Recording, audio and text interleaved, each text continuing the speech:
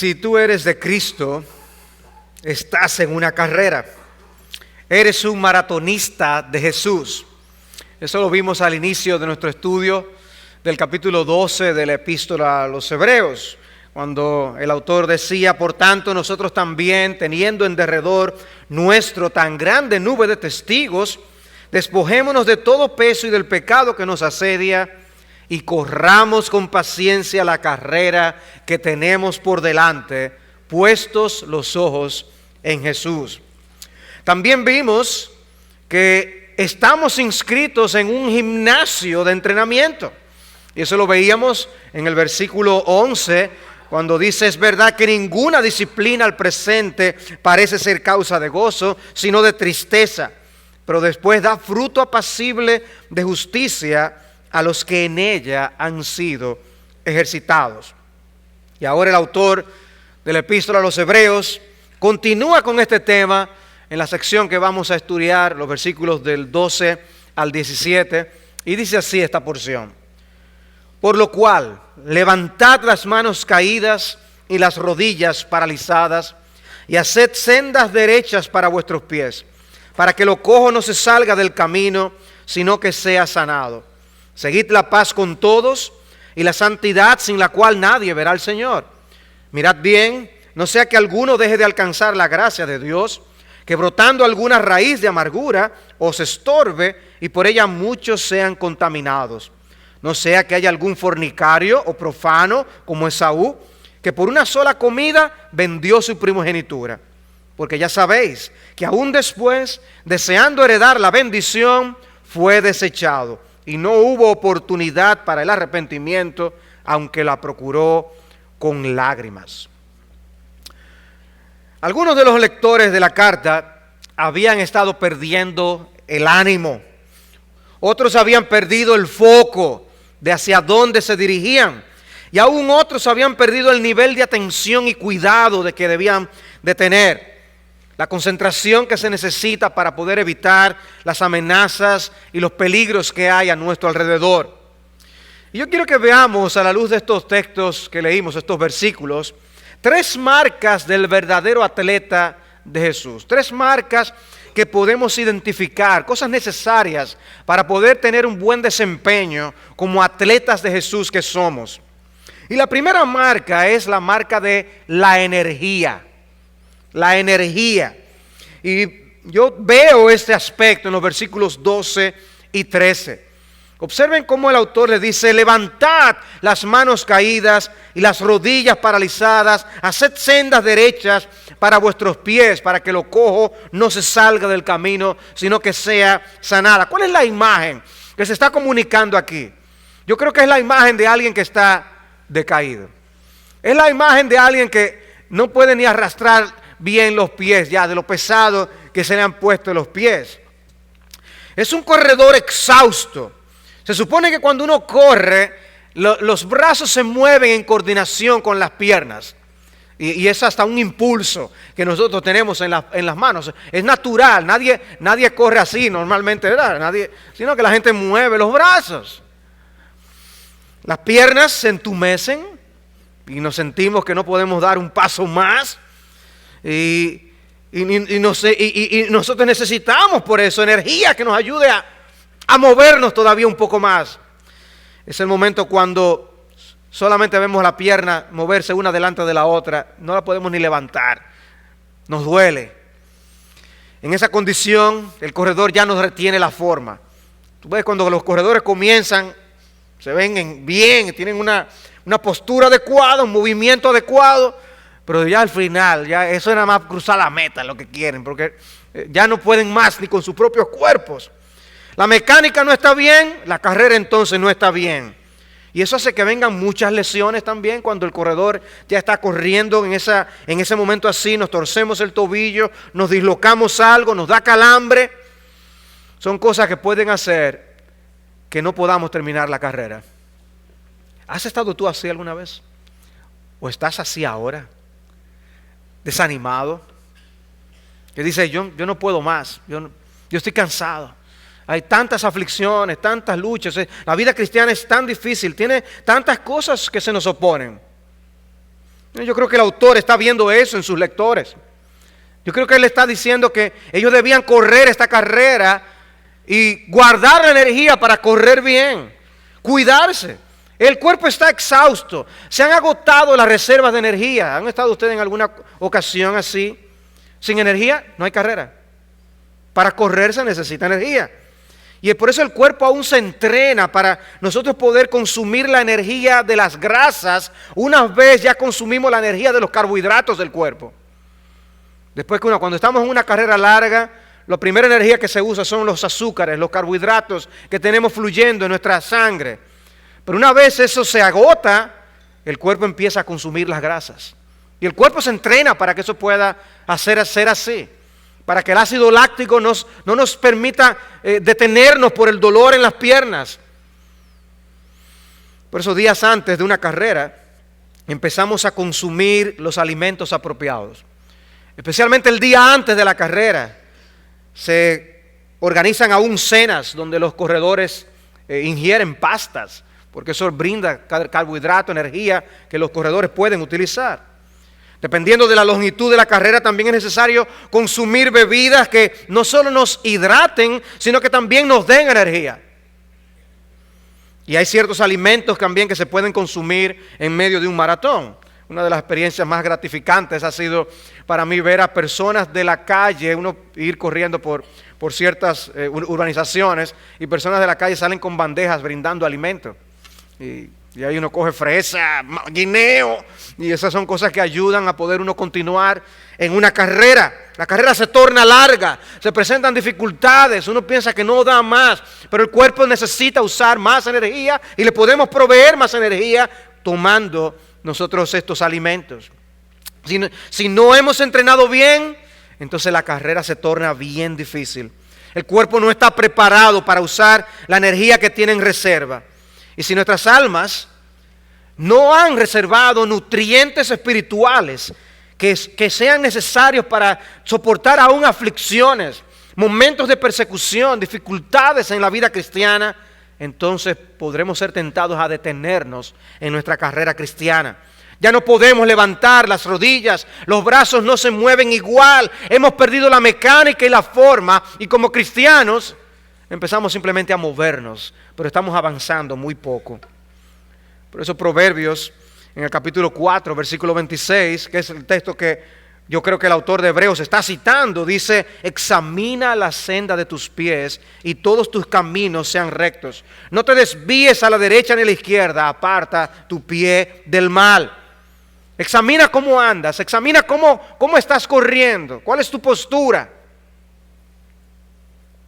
Normalmente cuando la Biblia habla de la forma en que andamos, del camino que transitamos, está haciendo referencia a nuestra conducta.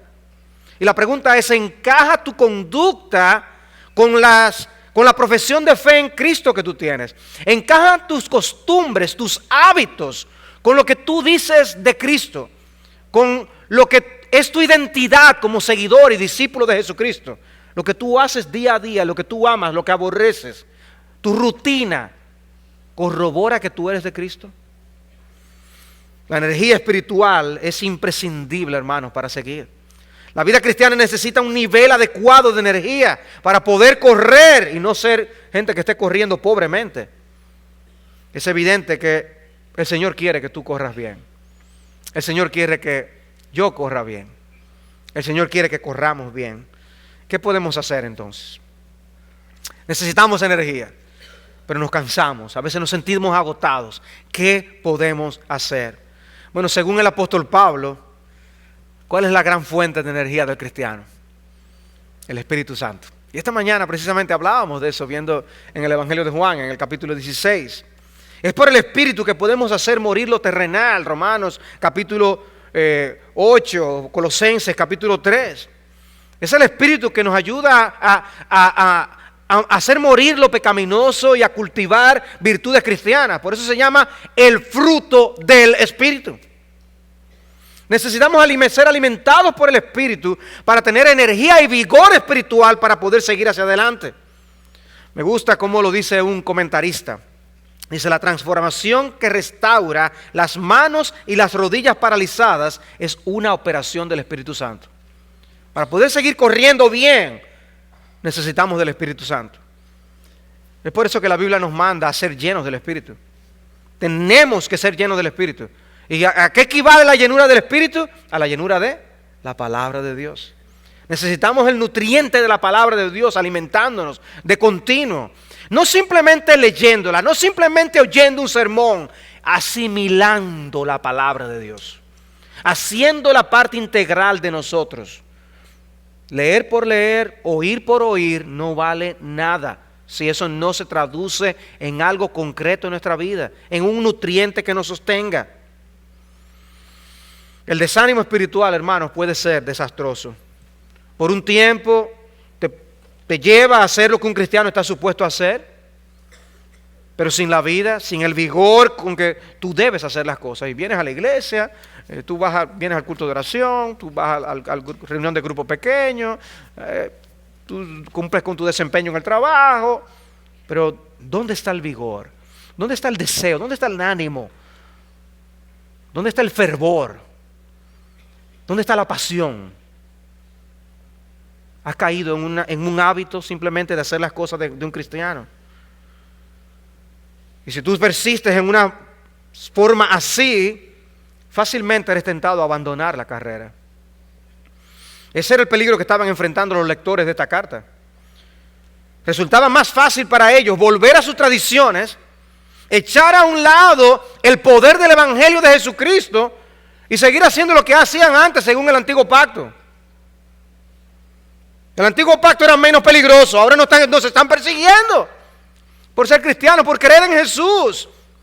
Dice alguien, las tradiciones y los sistemas humanos conducen al agotamiento del creyente, que deja de tener interés por correr con firmeza y la valentía de la carrera de la fe. Entonces, una de las marcas es energía. Necesitamos energía para correr la vida cristiana. ¿Cómo está tu nivel de energía? Yo no quiero que levanten la mano ni preguntar cuántas pastillas están empezando ustedes a tomar ahora. Yo sé que a medida que van avanzando los años, yo tomo más pastillas que las que tomaba antes. Y recuérdate la vitamina C, parece ya un abecedario. La A, B, C, C. Y aquello para esto, y aquello para lo otro. Y esto es muy bueno para esto. Y de repente está uno tomando un montón de cosas. Y espiritualmente, nos cuidamos así. Hay un hermano que ya partió a la presencia del Señor, que nunca se me olvida, que cuando encontraba un buen versículo para compartir decía, tengo una nueva pastillita. Y él compartía el versículo. No, hermano, nosotros necesitamos nuestras pastillitas espirituales. La verdad de Dios es lo único que nos puede mantener con energía en la vida cristiana. No te conformes, mi amado hermano, con sencillamente hacer lo que un cristiano está supuesto a hacer. No te conformes, porque si hay que venir a la iglesia, vengo. Si hay que incluir sentar ministerio, me incluyo. Si hay que servir así, lo hago. Si hay que ir a primavera, voy a primavera. Si hay que ir... No, hermanos. Debemos hacerlo con energía para la gloria de Dios. Como se debe correr una carrera. Con pasión. Y es una carrera que sabemos que es maratón, no es simplemente una carrera para terminar en un momento, en un instante. Debemos salir preparados para durar mucho en esta carrera. Es agotadora, cansa. Y por eso podemos desanimarnos, podemos sentirnos tan agotados y cansados. Yo tengo una pequeña aplicación en el celular que va diciendo cuánto uno va corriendo, la distancia, va calculando el tiempo. Y yo pienso a veces que tengo muchísimo corriendo, dice 1 kilómetro corrido. Y yo pensaba que ya llevaba como 3. Pero al final te pones, ¿cómo estuvo la carrera? Entonces te pone varias caritas. Una carita alegre, una carita que se sonríe menos, una sin sonrisa, otra triste y otra listo y servido. Yo cada vez más estoy tendiendo a marcar esa. Termino listo y servido. Agotado. Bueno, nosotros a veces andamos con caras así en la vida cristiana. A veces uno percibe que el cristiano está cargando la vida cristiana. ¿Y dónde está el gozo del Señor? que es nuestra fortaleza? ¿Dónde está la pasión? ¿Dónde está el vigor con que nosotros hacemos las cosas? Que no hacemos las cosas por hacerlas. Estamos corriendo para la gloria de Dios. ¿Dónde está? Hermanos, lo que estamos diciendo es, el autor está señalando aquí para que nosotros podamos discernir cuando no estamos corriendo bien. A ti te falta energía y por eso no se encaja bien. Levanta esas manos caídas, levanta esas rodillas paralizadas. Encaja con nosotros. No estamos corriendo bien. Necesitamos energía. Servimos a Jesús. Servimos al que dio su vida por nosotros. ¿Cómo vamos a correr para Él? ¿Ven el reto? ¿Ven la marca de un atleta de Jesús? Debe hacer esto con energía. En segundo lugar, veo en el versículo 14 que el atleta de Jesús debe mantener el enfoque. El atleta de Jesús debe mantener el enfoque. Dice el versículo 14, seguid la paz con todos y la santidad sin la cual nadie verá al Señor. Seguid la paz con todos y la santidad sin la cual nadie verá al Señor. Perseguid es la idea del texto. Correr tras algo. Es algo intencional. El buen corredor se mantiene enfocado durante la carrera. Él sabe para qué corre, conoce lo que tiene que hacer durante la carrera, no desperdicia sus energías. Él trata de conocer la ruta para no verse dando vueltas innecesarias. Ustedes se imaginan un corredor que de repente se vea dando vueltas a la manzana y no sabe por dónde es que tiene que ir. Desperdicia energía, tiempo, llega tarde. A lo mejor ni llega, no termina porque la gastó dando vueltas. Bueno, nosotros, hermanos, no corremos a locas la carrera cristiana. Nosotros estamos persiguiendo cosas específicas. Por ejemplo, el Señor nos dice en Mateo 10:38, sigue en pos de mí. Andamos detrás de Cristo. Por eso la carrera es con los ojos puestos en Jesús. Tiene un objetivo. Mantenemos el foco. O Pablo en Romanos 12:9, seguid lo bueno. Y lo mismo lo dice en 1 Tesalónicas 5:15. Lo bueno. 1 Corintios 14:1. Seguid el amor. 1 Timoteo 6:11. Sigue la justicia, la piedad, la fe, el amor, la paciencia, la mansedumbre. Y en 2 Timoteo le recuerda otra vez, Timoteo, sigue la justicia, la fe, el amor, la paz. Cosas específicas que perseguir. De manera que estas cosas que menciona el versículo 14 no son las únicas que un cristiano tiene que perseguir, pero él se dedica a dos. Él menciona dos, de manera, se concentra en dos cosas que hay que procurar, que hay que cultivar. Donde hay un esfuerzo consciente, hay que perseguir estas cosas. Paz y santidad. Paz y santidad. No corremos a locas, estamos corriendo tras la paz. Estamos corriendo tras la santidad. Dice, seguid la paz con todos. Nosotros somos admiradores y seguidores del Dios de paz. Y eso nos hace pacificadores. Tú admiras al Dios de paz, debes seguir al Dios de paz. Nosotros somos seguidores del príncipe de paz. Y eso nos hace a nosotros pacificadores también. O sea, ¿cómo podemos ser admiradores del Dios de paz, seguidores del príncipe de paz y no procurar la paz? Es una contradicción. El mismo Señor nos dice, bienaventurados los pacificadores, porque ellos serán llamados hijos de Dios. No solamente amamos la paz, sino que procuramos esa paz con otros. Marcos 9:50, tened paz los unos con los otros. Romanos 12:18, si es posible, en cuanto dependa de vosotros, estad en paz con todos los hombres. Romanos 14:19, sigamos lo que contribuye a la paz y a la mutua edificación. Énfasis, Cristo, Pablo, sigamos la paz. O sea que si nosotros no estamos procurando esa paz, ¿estamos nosotros realmente en comunión con el Dios de paz? Hay algo ahí que no anda bien. O sea que en lugar de conflictos debemos ser promotores de paz, entes de paz. ¿A quién ustedes creen que le da gloria cuando nosotros provocamos o aupamos o permitimos los conflictos en la iglesia? ¿A quién le damos la gloria? A Satanás. Satanás es que quiere, como adversario de nuestras almas, crear problemas, crear conflictos, pleitos entre los hermanos. ¿Y le robamos la gloria a quién? A Dios. Le robamos la gloria al Señor. Entonces, el conflicto dentro del pueblo de Dios es una de las cosas que nos impide correr bien. Debemos entonces por eso activamente procurar la paz, ser entes pacificadores. Ahora, permítanme decirles algo. La experiencia personal, tanto por ver a otros como por verme a mí mismo, me ha mostrado que en realidad nosotros interpretamos esos pasajes que yo acabo de leer como refiriéndose a la manera como nosotros podemos ayudar a mediar entre los problemas que otros tienen. O sea, yo soy un pacificador, yo veo a hermano A que tiene un conflicto con el hermano B. Entonces yo vengo como pacificador y digo, ustedes deben reconciliarse. Y mira, tú con él, ámalo. Sí, tú también haz lo mismo, perdónalo. Y dice, yo soy un pacificador. Interpretamos esos pasajes de esa forma. Sin embargo, estos versículos están hablando también de que a lo mejor yo soy A. O a lo mejor yo soy B. Ahora, cuando soy yo el que estoy en el problema, los versículos como que significan otra cosa. Y es ahí cuando dicen, es que tú no conoces a mi papá. Ese hombre es un borrachón que cuando llega a la casa, o esa mujercita con la que yo me casé, como si fuéramos Adán, la mujer que me diste.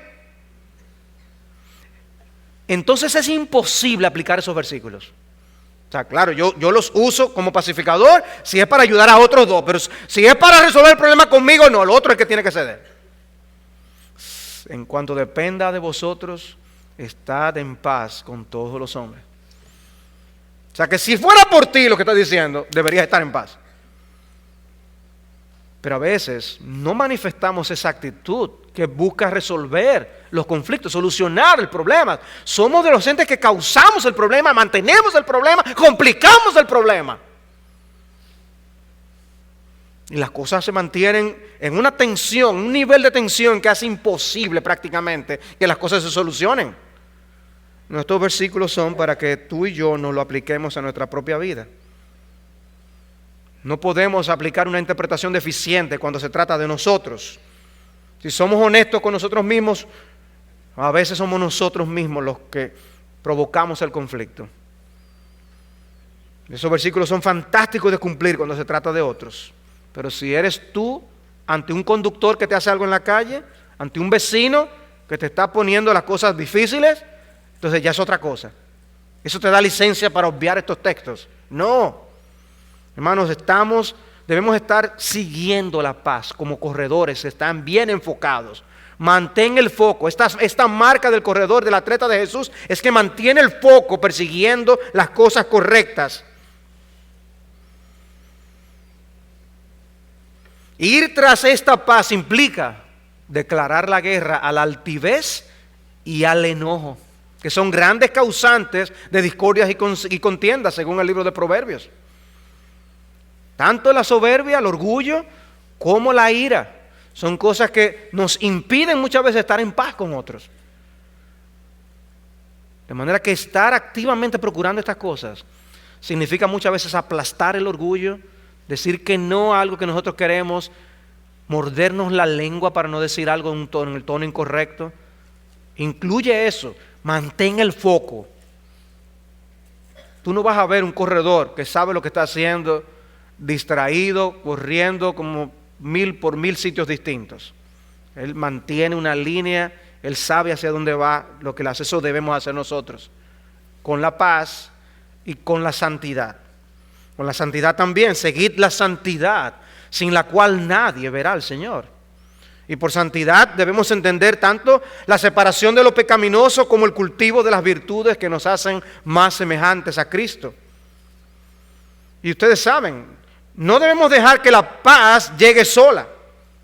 Debemos ser pacificadores, entes que procuran la paz, activos. Y lo mismo con la santificación. Debemos ir tras la santidad, correr tras la santidad, no esperar que llegue sola. La voluntad de Dios es vuestra santificación, que os apartéis de fornicación. La santidad es, la voluntad de Dios es santificación. ¿Cómo? Apártate de fornicación. Hay algo que tú tienes que hacer. Al tú correr tras la santidad, hay medidas que tomar. En este caso, 1 Tesalónica 4:3. Estos hermanos, en el contexto en que estaban, Pablo les aconseja, hermanos, cuídense de la fornicación. La voluntad de Dios es santificación. Cristo decía en Mateo 5:8, bienaventurados los de limpio corazón, porque ellos verán a Dios. Y ustedes recuerdan, nuestro texto dice, seguid la santidad sin la cual nadie verá al Señor. Aquí Cristo dice en Mateo 5:8, bienaventurados los de limpio corazón, porque ellos verán a Dios. En ambas declaraciones, la de Hebreos y la de Cristo, la santidad y el ver a Dios están relacionados. Hay un paralelo allí. Y el Salmo 24 tiene una idea similar cuando en el versículo 3 dice, ¿quién subirá al monte de Jehová? ¿Quién estará en su lugar santo? El limpio de manos y puro de corazón. Hay una relación con aquel que Dios acepta en su presencia y aquel que no. Y el que acepta en su presencia es el santo. Si decimos que tenemos comunión con Él, 1 de Juan 1:6, y andamos en tinieblas, mentimos, no practicamos la verdad. La santidad es parte de la conducta de un hijo de Dios. Todo aquel que permanece en Él no peca, 1 de Juan 3:6. Todo aquel que peca no le ha visto ni le ha conocido. Hijitos, nadie os engañe, nadie os engañe. El que hace justicia es justo como Él es justo. El que practica el pecado es del diablo, porque el diablo peca desde el principio. Y Pedro nos dice con muchísima claridad, sed santos, porque yo soy santo. Sed también vosotros santos en toda vuestra manera de vivir, como aquel que os llamó es santo. Entonces, ¿cómo son los hábitos? ¿Cómo están los hábitos en tu vida? ¿Son hábitos santos y santificantes? ¿Son hábitos impuros o contaminantes? ¿Contrasta tu vida con la del Señor o se asemeja a la del Señor? No debemos temer compararnos con el Señor, porque la meta de Dios el Padre al escogernos es hacernos semejantes a Cristo. Y el propósito de la santificación progresiva es que poco a poco nosotros cultivemos las cualidades de Cristo en nuestra propia vida personal. Nunca vamos a llegar a la perfección aquí, pero debe ser nuestro gran anhelo parecernos cada vez más al Señor y poder desarrollar ese carácter de Cristo. No hemos llegado, pero como dice el apóstol Pablo, una cosa hago, extendiéndome lo que está delante, yo corro. Debemos correr, no huir, esa es la meta, Cristo. Me encanta por eso el título del libro de Jerry Bridges. ¿Qué título más apropiado? En pos de la santidad. En pos de la santidad. Es en pos de la santidad que debemos de andar. Esa es la idea de este texto. Me encanta esta cita de Donald Carson en uno de sus devocionales. Él dice, no llegamos a la santidad dejándonos llevar a la deriva. Dice, móntate en una yola, ponla en la playa y déjala que se vaya sola. Dice, no. La santidad no llega así. Aparte del esfuerzo impulsado por la gracia, las personas no gravitarán hacia la piedad, la oración, la obediencia a la Escritura, a la fe o al deleite al Señor. Nos vamos a la deriva hacia la transigencia y la llamamos tolerancia. Nos vamos a la deriva hacia la desobediencia y la llamamos libertad. Nos vamos a la deriva hacia la superstición y la llamamos fe. Acariciamos la indisciplina de la pérdida de dominio propio y la llamamos relajamiento. Nos acomodamos desgarbadamente hacia la falta de oración y nos engañamos a nosotros mismos pensando que hemos escapado del legalismo. Nos deslizamos hacia la falta de piedad y nos convencemos a nosotros mismos de que hemos sido liberados. Dice, hermanos, todas estas marcas espirituales no se llegan dejándonos ir en una barca. Tenemos que procurarlas intencionalmente. Corre tras la santidad, corre tras la paz, procura. ¿Has perdido el foco en tu carrera? ¿Has perdido de vista hacia qué tú estás corriendo? Pues Hebreos aquí nos recuerda para qué tú corres. Tú persigues estas cosas en tu vida cristiana. ¿Estás tú conscientemente persiguiendo estas cosas o has descuidado estas facetas de la vida cristiana? Finalmente, en los versículos 15 al 17, si hemos visto que una marca es la energía y que la segunda marca es el enfoque, se mantiene enfocado. La tercera cualidad no comienza con E. pero es el cuidado y la concentración que el atleta de Jesús debe de tener. Y lo dicen estas palabras: mirad bien, no sea que alguno deje de alcanzar la gracia de Dios, que no llegue a la meta, que brotando alguna raíz de amargura os estorbe y por ella muchos sean contaminados. No sea que haya algún fornicario profano como Esaú, que por una sola comida vendió su primogenitura, porque ya sabéis que aún después, deseando heredar la bendición, fue desechado y no hubo oportunidad para el arrepentimiento, aunque la procuró con lágrimas. Una carrera no tiene que ser una carrera de obstáculos para que tenga obstáculos. Hay carreras de obstáculos, que le ponen obstáculos a propósito, pero hay otras que no necesariamente las tienen. Pero nosotros vamos a encontrar obstáculos en la vida cristiana. Hay asuntos previos a la carrera que pueden afectar tu desempeño. Tienes que conocer tu cuerpo, cuántas horas necesitas sin comer antes de una carrera, cuánta agua necesitas para mantenerte hidratado, qué tan descansado debes estar, porque muchas cosas te pueden afectar en la carrera. Pero también hay asuntos a tener pendiente durante la carrera. ¿En qué tipo de terreno tú vas a correr entonces? Para ver cómo corres, qué atención debes prestar, porque no es lo mismo correr en la arena que correr en una calle. No es lo mismo. Hay hoyos donde puedes estar que te pueden hacer caer. Hay demasiados corredores a tu alrededor, puedes tropezar y caer, te pueden aplastar. ¿Qué medidas podemos tomar? Tenemos que estar atentos a las circunstancias para ver qué puede pasar. Y si eso es con respecto al correr, lo podemos aplicar a cualquier otro deporte donde se necesita estar atentos a lo que está sucediendo. Pues el autor de Hebreos quiere llamar la atención del atleta de Jesús a una cosa más: el peligro de una raíz de amargura. El peligro de una raíz de amargura. Y dice: mira bien, sé vigilante, ten cuidado, observa con atención. Es como la idea de alguien que está inspeccionando algo, un centinela que está vigilando. ¿Y cuál es el peligro? Que alguno no alcance la gracia de Dios. ¡Wow!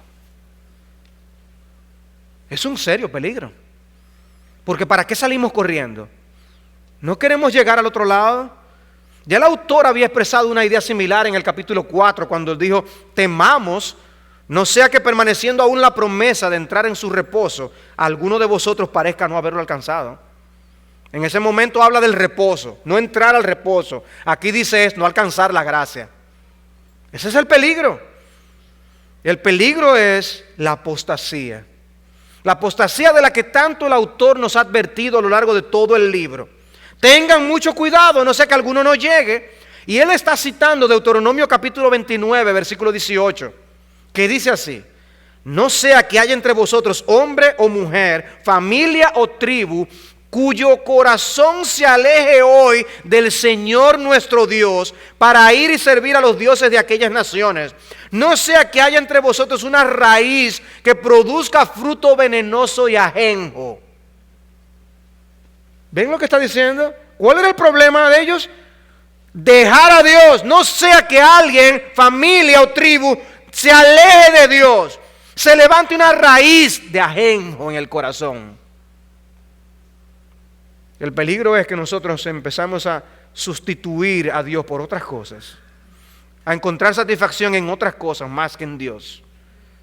Y eso puede hacernos desviar completamente de la carrera. Y eso es lo que él llama apostasía. Y nos da el ejemplo de Esaú.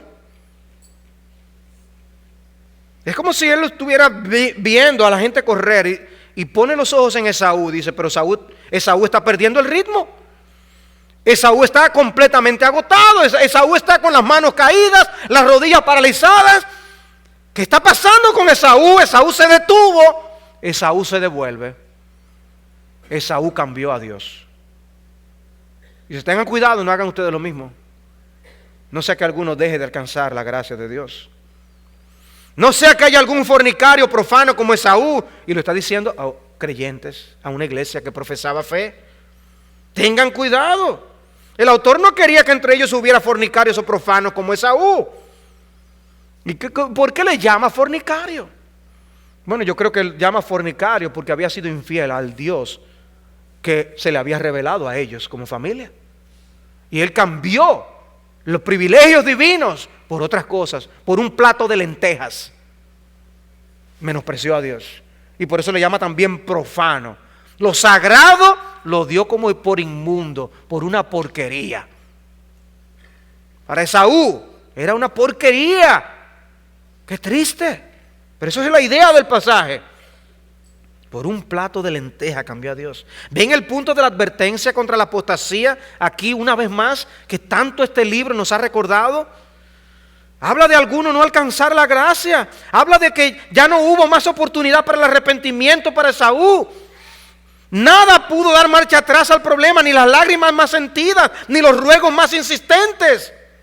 Él escogió pensar poco en las cosas de Dios y se encontró a sí mismo condenado a vivir sin el Señor para siempre. ¡Wow! ¡Qué triste! Esaú menospreció la herencia y dicen a ellos, ahora tengan ustedes cuidado, Dios nos ha dado herencia y ustedes no la descuiden tampoco. Hermanos, entonces, ¿qué tenemos que hacer? Cuida tu salud espiritual. Mantén tu condición de atleta de Jesucristo. El peligro de no hacerlo es la descalificación final. Pero no solamente cuídate tú, también mira por los que están a tu alrededor. Cuidémonos los unos a los otros. Es un énfasis en la epístola. Me impactó esto que MacArthur dice. Trágicamente, incontables miles de personas han pasado todas sus vidas en la iglesia y sin embargo nunca han venido a salvación.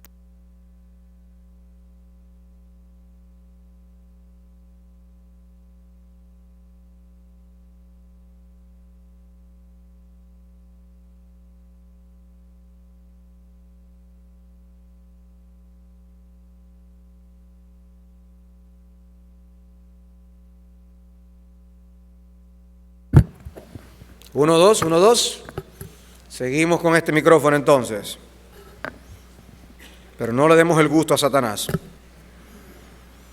Dice él, otros miles vienen a la iglesia por un tiempo sin ver ninguna evidencia de nada sobrenatural o atractivo. Se han vuelto atrás y han apostatado. Somos exhortados a velar por este asunto, estar vigilantes para que en lo que seamos capaces de influenciarles, ninguno a nuestro alrededor viva para la ilusión de ser cristiano sin serlo, o que nadie se exponga al evangelio y se aparte del mismo. Dice, debemos velar para que nadie se aparte. Debemos velar para que todos lleguemos. Nos debe interesar cómo está corriendo el de al lado, en otras palabras. En conclusión, ¿cómo está tu ánimo? ¿Cómo está tu ánimo ahora como atleta de Jesús? ¿Cómo está tu nivel de energía espiritual para continuar corriendo la carrera? Para seguir usando tu vida para la gloria de Dios, para seguir sirviendo al pueblo de Dios, para seguir ganando discípulos para el Señor. Hermanos, el estímulo mutuo no es de poca importancia dentro del pueblo de Dios. Tú lo necesitas, yo lo necesito. Necesitamos ser estimulados, necesitamos estimularnos los unos a los otros. La misma epístola de los Hebreos habla de eso. Deseamos que cada uno de vosotros muestre la misma solicitud hasta el fin para plena certeza de la esperanza. 6:11. Él nos anima, el autor sabe cómo animarnos. El autor sabe cómo empujarnos. Y los que corren saben, los que han corrido en una carrera saben lo bueno que es tener personas al borde del camino diciendo, sigan adelante, eso es, tú puedes. Eso anima. Pues nosotros aquí estamos siendo llamados por el Espíritu de Dios a que nos animemos los unos a los otros, exhortados los unos a los otros cada día, entre tanto que se dice hoy, para que ninguno se endurezca por el engaño del pecado. Hebreos 3:13. O Hebreos capítulo 10, versículo 24, y consideremos unos a otros para estimularnos al amor y a las buenas obras, no dejando de congregarnos como algunos tienen por costumbre, sino exhortándonos, y tanto más cuanto veis que aquel día se acerca. Primera Tesalónicas 5:11, animaos unos a otros, animaos unos a otros. Colosenses 3:16, la palabra de Cristo mora en abundancia en vosotros, enseñándoos y exhortándoos unos a otros. Tenemos que exhortarnos unos a otros. Es obvio, hermanos, que Dios reconoce que necesitamos el estímulo que otros nos dan. Qué bueno es cuando tú has sido estimulado. Estimula a otros. Estimula a otros. Muchas veces sucede que hay muchos que necesitamos de una palabra de aliento a nuestro alrededor, pero parece que nadie la administra. Otras veces hay hermanos y hermanas con la palabra de exhortación que necesitamos escuchar, pero no tenemos disposición ni humildad para recibirla. Déjate exhortar, déjate animar. El cuerpo de Cristo necesita un buen ministerio de amonestación. Estamos en lo cierto, yo estoy de acuerdo. Pablo dice que una iglesia madura será aquella en que podemos amonestarnos piadosamente los unos a los otros. Pero no es de eso que está hablando este texto. A veces estamos demasiado prontos a amonestarnos, pero no prontos a exhortarnos y animarnos. El mismo Señor nos dijo que estamos más prestos a ver la paja en los ojos de los demás y no a sacar la viga que está en la nuestra. Hermanos, necesitamos hoy como iglesia, nosotros, iglesia bíblica del Señor Jesucristo, necesita con urgencia ser contagiada con un espíritu de exhortación, de manera que nos animemos más los unos a los otros. Necesitamos como iglesia esto, hermanos. Dios no nos ha dejado esto para practicarlo a nuestra discreción. Él nos mandó a hacerlo. Necesitamos animarnos unos a otros. Porque nos desanimamos y nos cansamos en medio de la carrera, amados hermanos. La batalla es dura. Tenemos suficientes enemigos allá afuera, ataques fieros del enemigo de nuestras almas. Unámonos más, estimulémonos más. La carrera ha cansado a muchos, se supone que canse. La carrera cansa, correr cansa. Pero animémonos para seguir corriendo hasta que lleguemos a la meta, no antes. No descanses antes. Anímate y anima a otros. El versículo 12 de Hebreos es una cita de Isaías 35:3, donde en Isaías dice: fortaleced las manos cansadas, afirmad las rodillas endebles. Ahora, ¿saben ustedes lo que dice el versículo 4 de ahí de Isaías? Dice: decid a los de corazón apocado, esforzaos, no temáis. He aquí vuestro Dios viene con retribución, con pago. Dios mismo vendrá y os salvará. Díganle a los que están apocados, que ya no tienen fuerza, díganle que se esfuercen, que no tengan miedo, que Dios mismo viene a salvarlos. Vengo, es un estímulo. Y precisamente ese fue el mismo capítulo que Jesús utilizó para enviar a través de los mensajeros de Juan el Bautista, cuando Juan el Bautista estaba dudando de que si Cristo era el Mesías o no. Y Jesús le envía este mismo pasaje. Pero le lee los versículos 5 y 6. Quizás se lo envió también, pero lo que registra el texto de Mateo es solamente ese. Pero es interesante que es un contexto de estímulo. Hermanos, a nuestro alrededor hay muchos siervos desanimados. ¿No tienes tú una palabra de aliento para ellos? No te quedes esperando que a ti te lleguen las palabras de aliento. Proponte tú ser un instrumento de aliento en las manos del Señor. Proponte tú hoy, mañana, esta semana, ser un instrumento de aliento para otros en las manos del Señor. Hermano, yo aprecio lo que tú estás haciendo para el Señor. ¿Cuándo fue la última vez que tú le dijiste eso a un hermano de tu congregación? Hermano, yo sé el tiempo, el sacrificio que es para ti, lo que tú estás haciendo para servir a Cristo. Y hermano, mira, hermana, yo sé que lo que tú haces es tras bastidores, que no mucha gente sabe. Yo aprecio lo que tú haces, mi hermana. Gracias. Hermano, yo creo que si nosotros nos decimos eso más los unos a los otros, el ánimo va a aumentar en medio de nosotros, hermanos. Porque estamos cansados, nos cansamos, porque estamos corriendo. Pero qué bueno, nunca se me olvida. Yo creo que yo una vez hice esta historia. Iba agotado en medio de una carrera. Me faltaban los últimos 500 metros. Y vino un corredor que ya había terminado y se había devuelto. De esa gente que corren rápido. Dijo: vamos, levanta la rodilla, levanta la rodilla. Y eso me dio ánimo para terminar. Y yo hice esfuerzo para levantar mi rodilla más, porque estaban caídas. Hermanos, ustedes no saben la diferencia que puede hacer una palabra de aliento en un hermano, una hermana, para seguir corriendo la carrera. Anima a tus hermanos, estimula a tus hermanos. Y concluyo con esta cita de Isaías 40. ¿No has sabido? ¿No has oído que el Dios eterno es Jehová, el cual creó los confines de la tierra, no desfallece, no se cansa, ni se fatiga con cansancio, y su entendimiento no hay quien lo alcance. Él da esfuerzo al cansado y multiplica las fuerzas al que no tiene ningunas.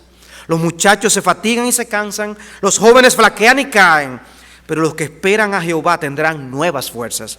Levantarán alas como las águilas, correrán y no se cansarán, caminarán y no se fatigarán. Oh, que el Señor use su palabra para, a través de su Espíritu, permitirnos desarrollar estas 3 marcas que los atletas de Jesús deben tener para seguir corriendo la carrera que tenemos por delante. ¿Qué meta nos espera, amados hermanos? ¿Qué meta tan gloriosa? No te me canses, porque aún un poquito, y el que ha de venir vendrá, como termina el capítulo 10.